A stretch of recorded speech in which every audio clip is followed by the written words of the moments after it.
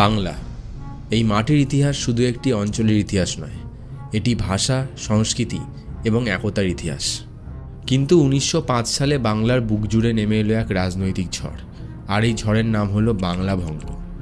আজ আমরা দেখব যে এই বিভাজনের পিছনে আসল কারণ কী ছিল, কিভাবে শুরু হলো স্বদেশী আন্দোলন, আর কেন এখনও 1905 সালের বাংলা ভঙ্গ আমাদের ইতিহাসে একটি বিস্মরণীয় অধ্যায়। 19 শতকের শেষ দিকে বাংলা ছিল ভারতের বৃহত্তম প্রদেশ। এখানে বাস করত প্রায় 8 কোটিরও বেশি মানুষ, আর এর সীমানা ছিল বিস্তৃত। আজকের বাংলাদেশ, পশ্চিমবঙ্গ, বিহার, উড়িষ্যা সবই ছিল বেঙ্গল প্রেসিডেন্সির অংশ। ব্রিটিশরা এটা বারবারই দাবি করত যে এত বড় প্রদেশ পরিচালনা করা খুবই কঠিন। কিন্তু ঐতিহাসিকদের মতে এটা শুধুমাত্র প্রশাসনিক সমস্যা ছিল না।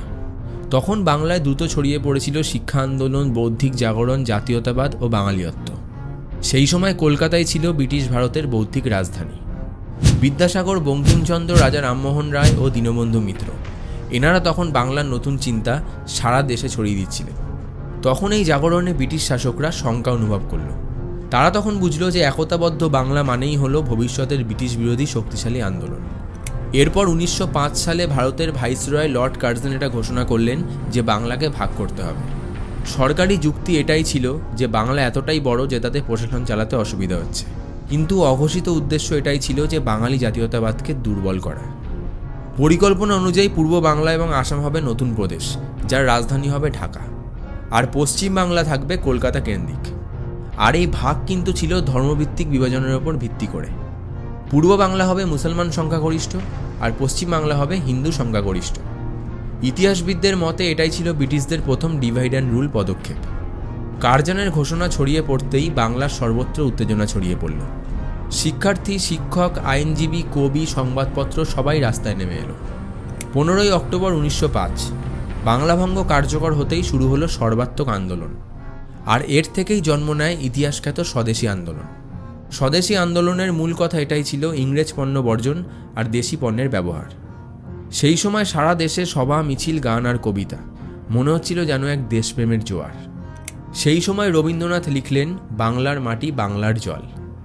তিনিই আয়োজন করলেন রাখিবন্ধন উৎসব, যেখানে হিন্দু মুসলমান সবাই সবার হাতে রাখি বাঁধল একতার প্রতীক হিসেবে।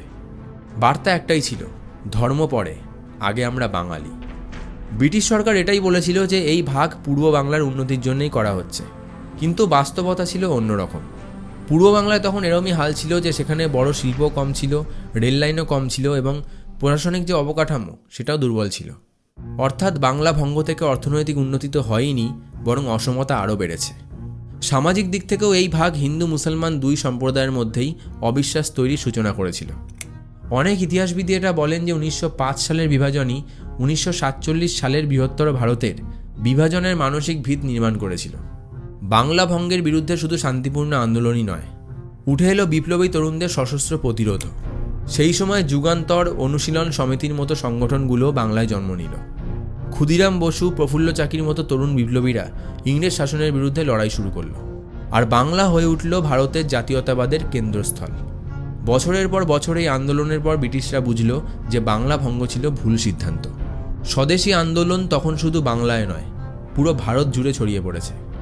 জনমতের চাপ সেই সময় এতটাই বাড়ল যে 1911 সালে দিল্লি দরবারে ঘোষণা করা হলো বাংলা ভঙ্গ বাতিলের কথা। ব্রিটিশ ভারতের রাজধানী কলকাতা থেকে সরিয়ে নিয়ে যাওয়া হলো নতুন দিল্লিতে।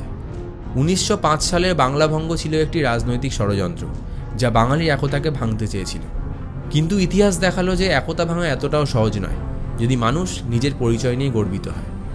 বাংলা ভঙ্গ শুধু একটি বিভাজনের গল্প নয়, এটি বাংলার প্রতিবাদ এবং বাংলার জাগরণের গল্প।